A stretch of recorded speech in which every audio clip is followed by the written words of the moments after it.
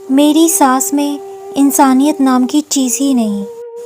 अरे आज तेरी माँ को क्या हो गया जो अभी तक नीचे का झाड़ू पोछा नहीं किया? दादी सुमन ने नीतू से पूछा। मम्मी की तबीयत खराब है आज। मम्मी की कमर में दर्द है, इसलिए मम्मी थोड़ा आराम कर रही हैं, नीतू ने मासूमियत से कहा। तेरी माँ के तो रोज़ नए नए बहाने रहते हैं, कभी कमर दर्द, कभी पेट दर्द। जब इसकी काम की बारी आती है तो बहाना करके पड़ जाती है। मुझे कुछ नहीं सुनना। नीचे का झाड़ू पोछा तू कर या तेरी माँ करे, कोई भी करे, मुझे बस सफाई चाहिए, दादी सुमन ने नीतू को धमकाते हुए कहा। नीतू की माँ सीमा अपनी सास की सारी बातें सुन रही थी। सास की बातें सुनकर उसकी आंखों के आगे अंधेरा छा गया और सोचने लगी, सास को ऐसा क्यों लगता है कि मैं बहाने कर रही हूँ। कभी देवरानी के लिए तो नहीं बोलती, जब उसकी तबीयत खराब होती है तब उसके हिस्से का काम भी मुझे ही करना पड़ता है, लेकिन जब आज मेरी तबीयत खराब हो रही है तब ना तो देवरानी को दिख रहा है और ना ही सास को। अगर वो नीचे का झाड़ू पोछा कर देगी तो क्या हो जाएगा? बाहर से ज़ोर ज़ोर से चिल्लाने की आवाज़ें आने लगी। सीमा की कानों में शब्द गूंजने लगे। तू कर दे झाड़ू पोछा।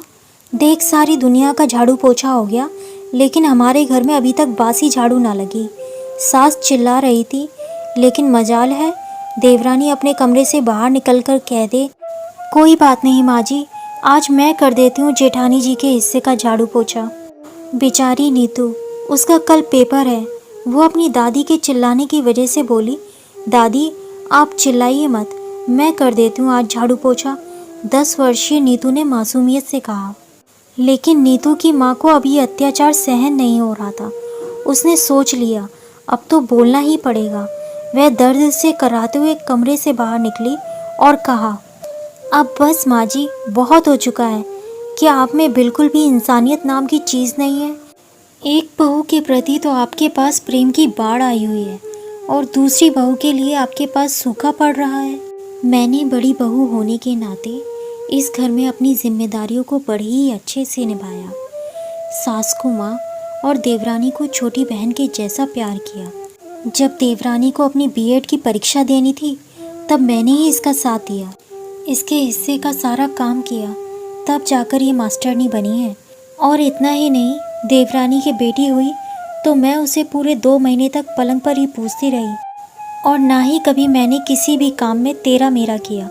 कभी अपना दर्द नहीं देखा, इसलिए कि ताकि उसे कभी कोई परेशानी नहीं हो। लेकिन मेरी इंसानियत का फल मुझे क्या मिला? कुछ नहीं। आपके लिए आज छोटी बहू ही सब कुछ हो गई है, क्योंकि वो कमाती है। आपको तो बस पैसा चाहिए। मेरी बेटी की कल परीक्षा है और आज तबीयत ठीक नहीं। अगर आप लोगों को गंदगी नज़र आ रही है तो आप लोग साफ़ कर लो, क्योंकि आज से मैंने भी अपने लिए आवाज़ उठाना सीख लिया है। मैं भी किसी के बाप की नौकर नहीं लग रही हूँ, जो ये ऊपर से सारी गंदगी नीचे फेंकते रहेंगे और मैं साफ़ करती रहूँगी। अब बस बहुत हुआ, आज से मैंने भी भलाई करना छोड़ दिया है। सीमा ने बेटी नीतू से कहा, तू रहने दे, तू पढ़ाई कर, जिसे सफाई करनी होगी खुद कर जाएगी। आखिर कब तक हम लोगों की फैलाई हुई गंदगी साफ़ करते रहेंगे? बड़ी बहू की आज तीखे तेवर देख सास और देवरानी के रोंगटे खड़े हो गए थे। चुपचाप देवरानी नीचे आई और नीचे की सफाई करने लगी, क्योंकि वो जानती थी कि उसकी ही बेटी नीचे कचरा फेंकती रहती है। दोस्तों, सीमा आज तक चुप रही, लेकिन जब बात उसकी बेटी पर आई तो उसने अपनी बेटी के लिए आवाज़ उठाई। माँ होती ही ऐसी है। अगर आप भी अपनी माँ को प्यार करते हैं तो मेरे चैनल को सब्सक्राइब ज़रूर करें। धन्यवाद।